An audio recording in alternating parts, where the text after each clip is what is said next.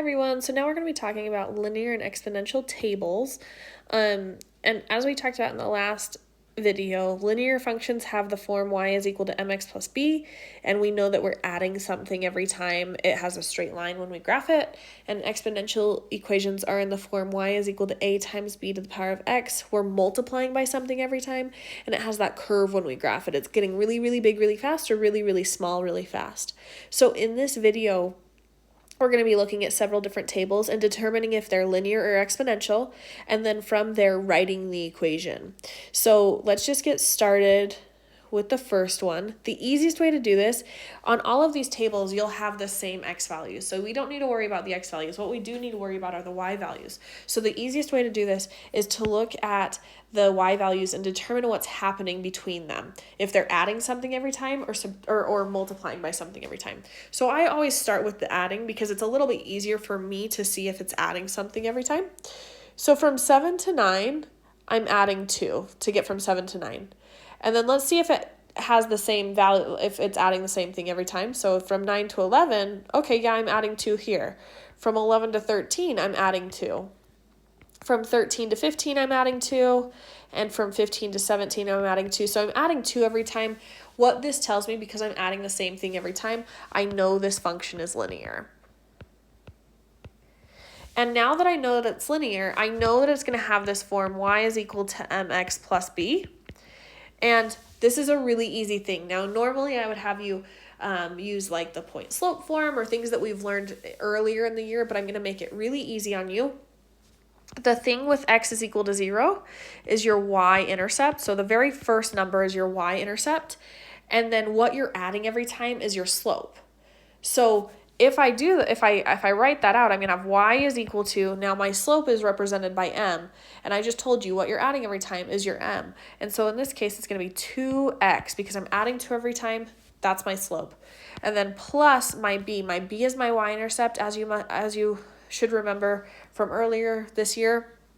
And we just talked about that when x is equal to 0, the y is your y-intercept. So when x is equal to 0 on this table, y is equal to 7, which means my b is 7. And here's my equation. Y is equal to 2x plus 7.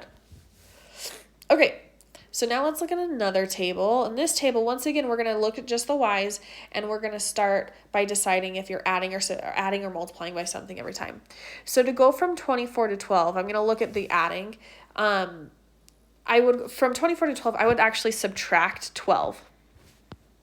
And then from 12 to 6, I subtract 6. From 6 to 3, I subtract 3. So obviously we're not adding the same thing every time, or else all of these numbers would be the same.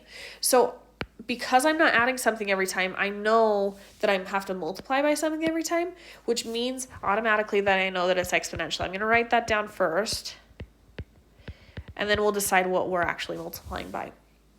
So to determine what you're multiplying by, sometimes it gets a little bit tough.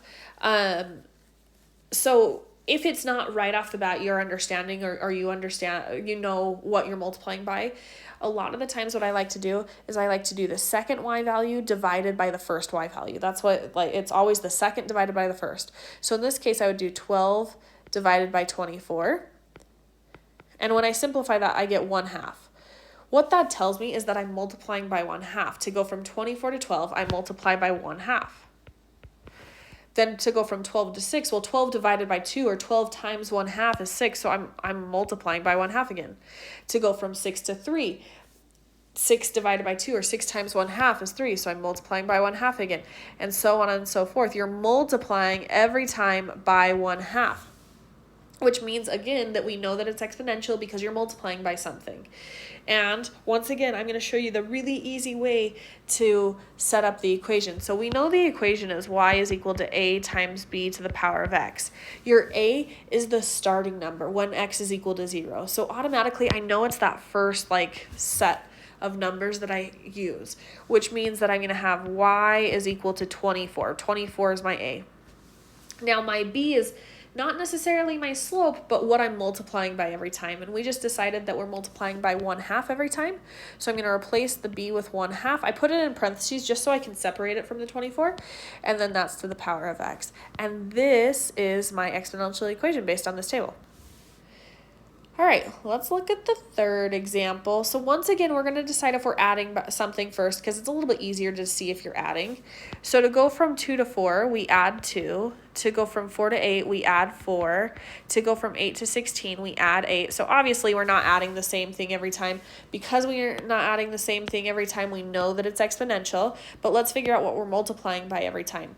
So once again, if you really don't know or if you can't see what you're adding every time or multiplying by every time, you do the second number, which is 4, divided by the first number, which is 2. 4 divided by 2 gives me 2, which means I'm multiplying by 2, which makes sense because 2 times 2 is 4. Now, to go from 4 to 8, I would also multiply by 2. 4 times 2 is 8. To get from 8 to 16, I multiply 2 by 2, and so on and so forth. We're multiplying by 2 every time. You can double check those last two numbers, but I can guarantee you're multiplying by 2. So then, now the next step, because we're multiplying by something every time, we know that it's exponential. And we know the exponential formula is y is equal to a times b to the power of x. And now we're going to take that and the a is that starting number, right? That front number, which would be 2. When x is equal to 0, y is equal to 2.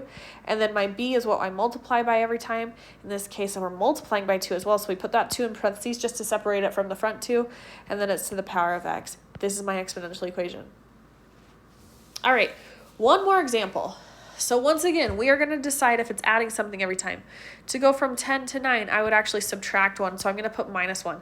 So adding and subtracting would kind of put in that same category. And then from 9 to 8, I would subtract 1. 8 to 7, I subtract 1. 7 to 6, I subtract 1. So I'm subtracting 1 every time. Because I'm subtracting something every time, I automatically know it's linear. Because remember, exponential is when we multiply by something. So we know it's linear, which has the form y is equal to mx plus b. And our slope is what we're adding or subtracting every time. So I'm going to have y is equal to, instead of m, I'm going to put negative 1 because that's what we're adding or subtracting every time. X plus my b is that front thing, like when x is equal to 0. So y is equal to 10, which means my b is 10. And here's my linear function. And that is how you differentiate between linear and exponential functions in tables.